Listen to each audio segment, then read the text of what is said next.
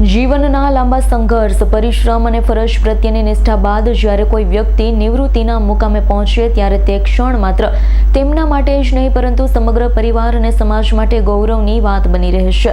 ગુજરાત રાજ્ય સફાઈ કર્મચારી બોર્ડના પૂર્વ ડાયરેક્ટર અને મહારાજા કૃષ્ણકુમાર સિંહજી ભાવનગર યુનિવર્સિટીમાં ફરજ બજાવી નિવૃત્ત થયેલા રાજુભાઈ બેરડિયાના સન્માનમાં ભાવનગર ખાતે ભવ્ય સન્માન સમારોહ યોજાયો, જેમના પરિવારજનો, આગેવાન, સમાજના આગેવાન, રાજકીય આગેવાન અને મોટી સંખ્યામાં શુભેચ્છકો ઉપસ્થિત રહ્યા હતા.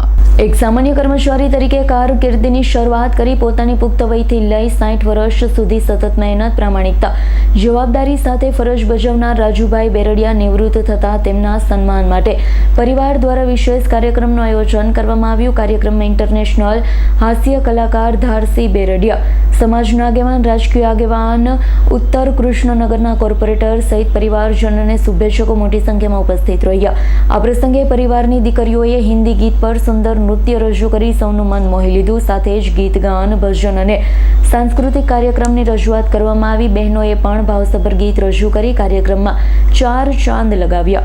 હાસ્ય કલાકાર ધારસી બેરડિયાએ પોતાની આગવી શૈલીમાં હાસ્યની રમઝટ બોલાવી ઉપસ્થિત મહેમાનોને મનોરંજન પૂરું પાડ્યું.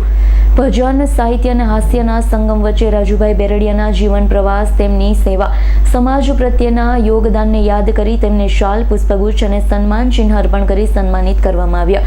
નિવૃત્ત કે કારકિર્દીનો અંત નહીં પરંતુ જીવનના નવા અધ્યાયની શરૂઆત છે. રાજુભાઈ બેરડિયાના સન્માન સમારોહ પરિવારના પ્રેમ, સમાજના સ્નેહ અને તેમની દાયકાઓની નિષ્ઠાપૂર્વકની સેવાઓને યાદગાર બનાવતી એક ભાવુક ક્ષણ સર્જી હતી. ઇરફાન સોલંકીનો રિપોર્ટ, S9 ન્યૂઝ, ભાવનગર.